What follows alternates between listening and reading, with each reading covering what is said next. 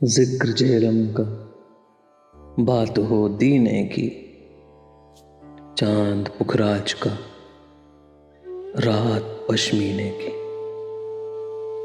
चांद पर अपना कॉपीराइट कहने वाले संपूर्ण सिंह काल्ला जी का जन्म 18 अगस्त 1934 को दीना शहर के झेलम जिले में हुआ था, जो अब पाकिस्तान का हिस्सा है। इनके पिता का नाम माखन सिंह कालरा था और माता जी का नाम सुजान कौर। पढ़ने लिखने का शौक रखने वाले इस बच्चे को एक दिन टैगोर की लिखी द गार्डनर हाथ लग गई और बस तब से ही अदब की पैरवी करने का हौसला जहन में छप गया। यह तो होना ही था। एक देहाती के सर पर टैगोर की कविता की भेली रख दी गई थी। पार्टीशन का चाबुक चला तो इनकी जिंदगी को भी कोड़े पड़े और अपना घर छोड़कर इन्हें बॉम्बे आना पड़ा।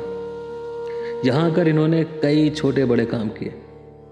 फिर इन्हें एक गैराज जिसका नाम था विचारे मोटर्स पर काम मिल गया, गाड़ियाँ रखने का। रंगों की सोहबत में नज़मों से अपनी दुनिया भी रचने लग गए। यही दौर था जब प्रोग्रेसिव राइटर एसोसिएशन के सदस्यों से मिले और जिंदगी के कई तजुर्बे हुए। इप्टा के लोगों से भी जान पहचान बनी। पिताजी और बड़े भाई को इनका लिखना नापसंद था, इसलिए ये गुलजार दीनवी नाम से लिखते रहे और बाद में इन्होंने अपना तखल्लुस गुलजार कर लिया। एस डी बर्मन और शैलेंद्र साहब के बीच में मुटाव हो गया था, जिसकी वजह से गुलजार साहब को बंदनी फिल्म का गीत लिखने को कहा। तब इन्होंने मोरा गोरा अंग गीत लिखा। कुछ वक्त बाद एस डी बर्मन और शैलेंद्र साहब की सुलह हो गई और गुलजार साहब को इस काम से हटने के लिए कहा। तब बिमल रॉय जी ने इनका हाथ थामा और इन्हें अपने साथ एसोसिएट डायरेक्टर के काम पर रखा और साथ ही एक वादा लिया कि गुलजार साहब अब गैराज में काम नहीं करेंगे। इतना सुना ही था कि गुलजार साहब की आंखें अपने जज्बात रोक न सकी और वो फूट फूट कर रो पड़े। बस फिर क्या था, सफ़र जो तब शुरू हुआ था अब तक चल रहा है और आगे भी चलता रहे। अपने शब्दों से चित्रकारी करने वाले गुलजार साहब ने जब फिल्मों में निर्देशन शुरू किया तो वो भी बाकमाल निकला। मेरे अपने बतौर निर्देशक उनकी पहली फिल्म थी जो कुछ खास नहीं चल पाई, पर गुलजार साहब को रोक भी नहीं पाई। माचिस फिल्म ने नेशनल अवार्ड जीतकर गुलजार साहब की मेहनत का बकाया पूरा कर दिया था। गुलजार साहब का म्यार इतना बड़ा था कि उन्होंने हमें ऐसे डायलॉग दिए जो ज़िंदगी की सीख बन गए, जैसे ज़िंदगी बड़ी होनी चाहिए, लंबी नहीं। ज़िंदगी के कुछ पहलुओं में गुलजार साहब के शब्दों ने घर लार रखा है। चाहे बच्चों के लिए लकड़ी की काठी या जंगल जंगल बात चली है, या फिर बड़ों के लिए ऐ ज़िंदगी गले लगा ले हो।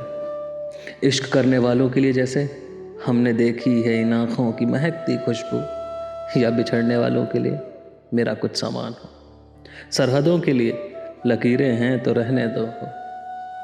मोहल्ले में साइकिल से डाकिया आता था तो हमारा खुशी से झूम के चिल्लाना, डाकिया डाक लाया, डाकिया डाक लाया हो। या घर से दूर जाने पर आंखें नम करते हुए गुनगुनाना, छोड़ आए हम वो गलियां हो। ये शब्द गुलजार साहब के ही हैं। गुलजार साहब ने हमारी सिसकियों, हमारी हिचकिचाहट को शब्द दिए। गुलजार साहब की फिल्म हुतूतू असफल हो गई, जिसकी वजह से उन्हें अवसाद ने घेर लिया था।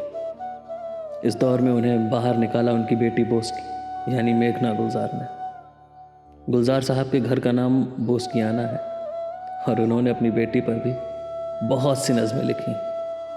आज उनकी बेटी भी एक सफल निर्देशक है। गुलजार साहब को 2004 में पद्म भूषण से नवाजा गया। बतौर गीतकार गुलजार साहब को अकादमी अवार्ड और ग्रैमी से भी नवाजा गया। लेकिन गुलजार साहब ने जितना भी काम किया, उनकी जिद थी काम करते रहने की। नाम पहचान का मोह नहीं था। जो काम किया पूरी ईमानदारी के साथ किया। गुलजार साहब मिर्ज़ा गालिब से भी बेहद आशना रहे। उन्होंने मिर्ज़ा गालिब पर बहुत काम किया, नज़्म और सीरीज़ के ज़रिए। इसी बेनूर अंधेरी सी गली कासिम में एक तरतीब चरागों की शुरू होती है, एक कुरान सुखन का सफ़हा खुलता है, असदुल्लाह खां गालिब का पता मिलता है। आज गुलजार साहब का जन्मदिन है। गुलजार साहब की शख्सियत को सलाम करते हुए उनकी एक नज़्म गुलजार साहब को समर्पित। मैं उड़ते हुए पंछियों को डराता हुआ, कुचलता हुआ घास की कलगियाँ, गिराता हुआ गर्दने दरख्तों की, छुपता हुआ जिनके पीछे से, निकला चला जा रहा था वो सूरज, ताक़ुब में था उसके मैं, गिरफ्तार करने आया था उसे, जो लेके मेरी उम्र का एक दिन भागता जा रहा था, भागता जा रहा।